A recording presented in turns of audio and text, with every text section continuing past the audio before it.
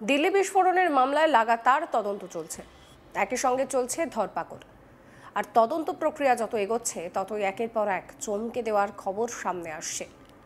গোটা চক্রে আগেই ধরা পড়েছে ডক্টর শাহিন শাহিদ। সম্প্রতি একটি প্রতিবেদনে দাবি করা হয়েছে যে সে একটি জিহাদি স্কুল চালাচ্ছিল। বলা হয় যে শাহিন ভিডিও কলের মাধ্যমে মেয়েদের জিহাদির প্রশিক্ষণ দিত। প্রতিবেদনে আরও দাবি করা হয়েছে যে গ্রেফতার হওয়া পারভেজ এবং আরিফ উত্তরপ্রদেশ ও ভারতের অন্যান্য অংশে এই রকমই স্কুল চালাচ্ছিল। ডক্টর শাহিন শাহিদ 3 বার পাকিস্তানে যায়। রিপোর্টে শিশুদের মগজ ধোলাইয়ের সঙ্গে জড়িত থাকার কথাও বলা হয়েছে।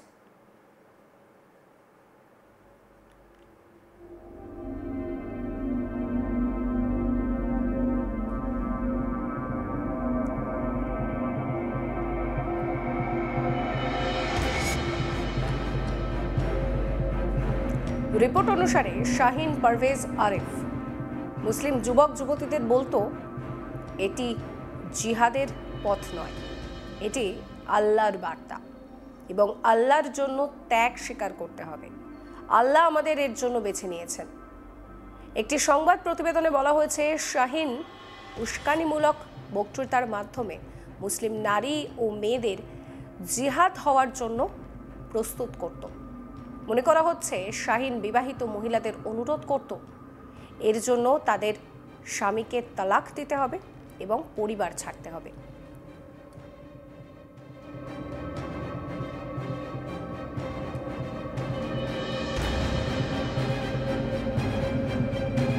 জৈশের মহিলা শাখার কমান্ডার ডক্টর শাহিন শাহিদ নিজের স্বামীকেও তালাক দিয়েছিলেন। বিবাহ বিচ্ছেদের পর সে তার সন্তানদের সঙ্গে দেখা করেনি এবং লখনৌতে তার পরিবারের সঙ্গেও দেখা না করার সিদ্ধান্ত নেয়। যদিও তার স্বামী জানায় যে তার স্ত্রী যে এই ধরনের কোনো কিছু, মানে প্রাক্তন স্ত্রী যে এই ধরনের কোনো কিছু করতে পারে সেই সম্পর্কে তার কোনো ধারণা নেই। তবে তার স্ত্রী যে উচ্চাকাঙ্ক্ষী ছিল সেই বিষয়ে তিনি অবগত এবং শাহিনের বাবা তিনিও যখন প্রথম বিষয়টা জানতে পারেন তিনিও বিশ্বাস করতে পারেননি যে তার মেয়ে এই ধরনের কর্মকাণ্ডের সঙ্গে জড়িত। একেবারে আপাত দৃষ্টিতে দেখতে গেলে নিপাট ছাপোষা একজন মানুষ, যিনি পেশায় চিকিৎসক, সুন্দর রান্না করতে পারেন, দারুণ বিরিয়ানি রান্না করতে পারেন। সেই বিরিয়ানি রান্নার মধ্যে যে কত ষড়যন্ত্র থাকতে পারে তা এই তদন্ত যত এগোচ্ছে পরতে পরতে সেই বিষয়গুলো সামনে আসছে। শাহিন শাহিদ দারুণ কথা বলতে পারেন এবং সেই কথা বলার জন্যেই তিনি এইভাবে মগজ ধোলাই করতে পারছিলেন। তিনি মেয়েদেরকে টার্গেট করেছিলেন, মুসলিম মেয়েদেরকে, যুবতী মেয়েদেরকে টার্গেট করেছিলেন, যেখানে তিনি পরিষ্কার তাদের ব্রেন ওয়াশ করছিলেন। এক কথায় ব্রেন ওয়াশ করছিলেন জিহাদি হওয়ার জন্য। তার মতে, মানে তিনি যে মতটা প্রচার করতেন যে এটা জিহাদি হওয়া নয়, বরং এটা আল্লাহকে উৎসর্গ করা, নিজেকে উৎসর্গ করা। আল্লাহ বেছে নিয়েছেন এই কাজটা করার জন্য তাদেরকে।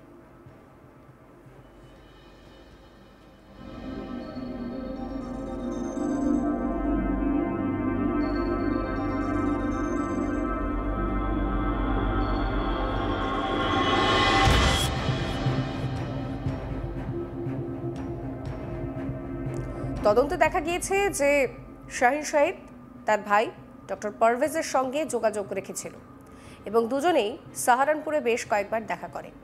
পুলিশ সন্দেহ করছে যে ডক্টর পারভেজের দিল্লি বিস্ফোরণের বিষয়ে আগে থেকে জানা থাকতেও পারে। তদন্তের অংশ হিসেবে এখনও ডক্টর শাহিনের ব্যাংক অ্যাকাউন্ট পরীক্ষা করে দেখা হচ্ছে। জানা যাচ্ছে সে 2013 সালে পাকিস্তান ছাড়া থাইল্যান্ডেও গিয়েছিল। শাহিন তার পাসপোর্টে অভিভাবকের নাম বেশ কয়েকবার পরিবর্তন করে। বিয়ের পর সে তার স্বামীর নাম ব্যবহার করেছিল এবং বিবাহ বিচ্ছেদের পর ভাই পারভেজকে তার অভিভাবক হিসেবে তালিকাভুক্ত করে।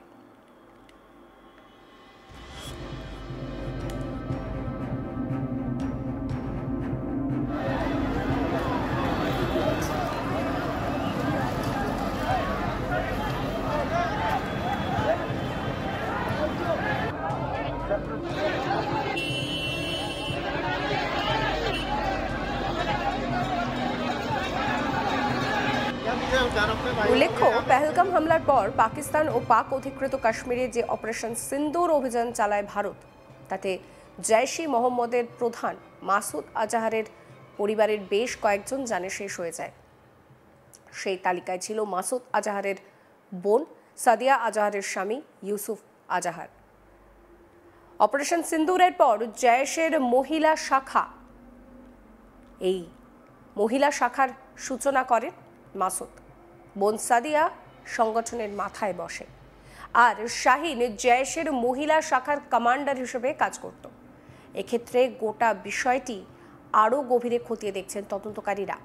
অন্যদিকে তদন্তকারীরা জানাচ্ছেন, দিল্লির ঘটনায় জড়িত হোয়াইট কলার জিহাদি মডিউল 10ই নভেম্বর লালকেল্লার কাছে হামলার আগে ড্রোনগুলোকে অস্ত্র হিসেবে রূপান্তরিত করার এবং ব্যবহার করার জন্য রকেট তৈরির পরিকল্পনা করেছিল। এই ধরনের ঘটনার সঙ্গে 2023 সালের 7ই অক্টোবর ইসরায়েলের বিরুদ্ধে হামাসের হামলার মিল থাকতে পারে, যখন তারা বিশৃঙ্খলা এবং ধ্বংসের প্রধান অস্ত্র হিসেবে ড্রোন ব্যবহার করেছিল। জাতীয় তদন্তকারী সংস্থা বা এনআইএ আত্মঘাতী বোমা হামলাকারী ওমর উন নবীর সঙ্গে কাজ করা সন্দেহভাজন দ্বিতীয় জিহাদিকে গ্রেফতার করার পর এই বিষয়টা জানতে পেরেছে।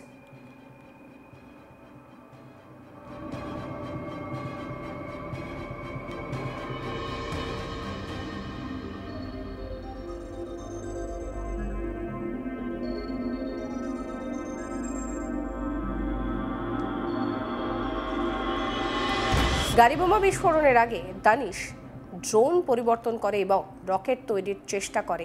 জিহাদি হামলা চালানোর জন্য প্রযুক্তিগত যে সহায়তা প্রদান করা হয়েছিল সেই বিষয়টাও কিন্তু এই মুহূর্তে সূত্র মারফত জানা যাচ্ছে।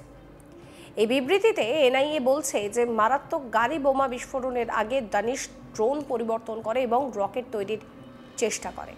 এনআইএ আরও জানাচ্ছে, অনন্তনাগ জেলার সন্দেহভাজন জিহাদি হোয়াইট কলার মডিউল এবং ফিদায় বোমা হামলাকারী নবীর আক্রমণের পেছনে সে একজন সক্রিয় সহ ষড়যন্ত্রকারী হিসেবে কাজ করছিল। সমস্ত দিক খতিয়ে দেখার পর এই বিষয়গুলো আরও পরিষ্কার হবে। একটি সূত্র বলছে যে দানিশ ক্যামেরা সহ ভারী বোমা বহন করতে পারে এমন বড় ব্যাটারিযুক্ত শক্তিশালী ড্রোন তৈরির চেষ্টা করছিল। ছোট অস্ত্রযুক্ত ড্রোন তৈরিতে তার অভিজ্ঞতা রয়েছে। সূত্রের খবর, জিহাদি মডিউলটি সর্বাধিক হতাহতের জন্য জনকীর্ণ এলাকার ওপর দিয়ে একটি অস্ত্রযুক্ত ড্রোন পাঠানোর পরিকল্পনা করেছিল।